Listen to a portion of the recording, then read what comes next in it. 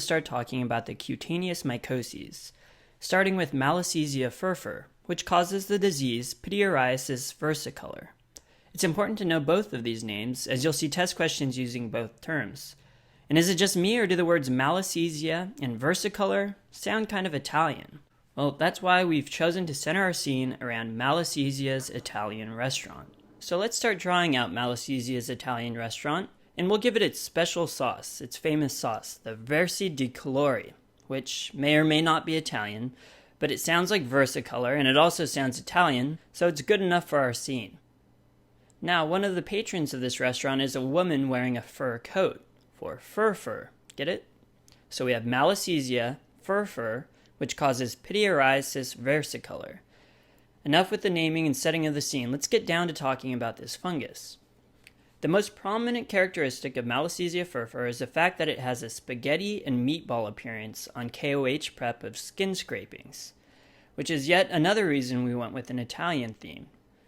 So here we're going to have the lady ordering a plate of spaghetti and meatballs. The chef is sprinkling on some KOH salt onto the spaghetti to remind you of how it's diagnosed, by KOH prep.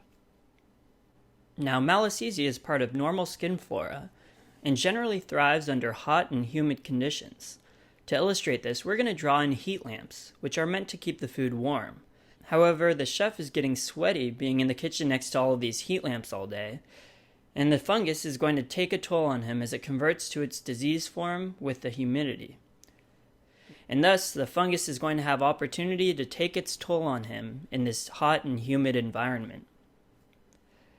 So Malassezia, as we said before, causes Pityriasis Versicol in healthy individuals, which essentially is just hypopigmented or hyperpigmented patches.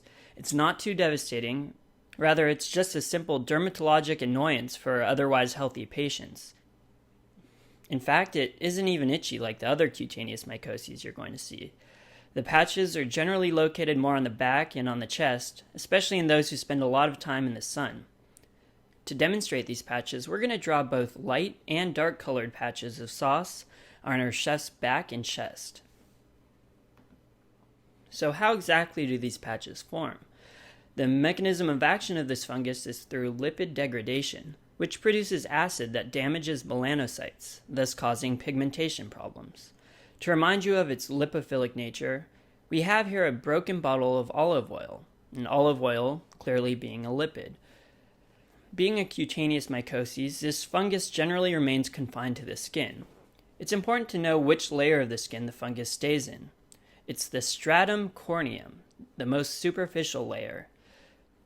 To illustrate this point, we'll have a lasagna sitting down here on the counter. It has layers, just like our skin, and you'll notice that the top layer has bits of corn sprinkled on it, for corneum. So it makes sense that if the fungus is sitting on our skin, it infects the top layer of the skin. But in case you have to remember the term stratum corneum, you have this corn conveniently sprinkled on the top of the lasagna. While this is mainly just a dermatologic issue in most people, it can actually be very devastating for people that are immunocompromised. We aren't going to go into many details about the systemic effects in the immunocompromised. It isn't really heavily tested. However, you may see the association of Malassezia fungemia in neonates that are receiving TPN, or total parenteral nutrition.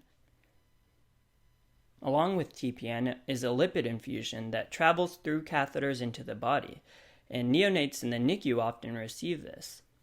Remember that the fungus loves lipids, and now with a catheter that allows access through the blood, the fungus can grow in the lipid transfusions, enter the body, and cause sepsis and thrombocytopenia. It can also cause problems in adults receiving lipid transfusions as well, but symptoms are usually not as severe. To remind you of this, we're going to give the woman a baby, and the baby's going to be slurping up a piece of spaghetti, and this will symbolize the catheter-like line that enters the body. Treatment of this cutaneous mycoses is through topical selenium sulfide, more commonly known by its portmanteau of Selsun blue.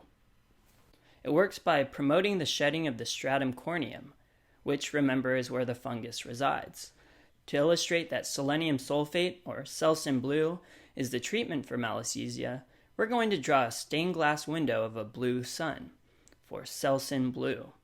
And that's it. That wraps up Malassezia furfur.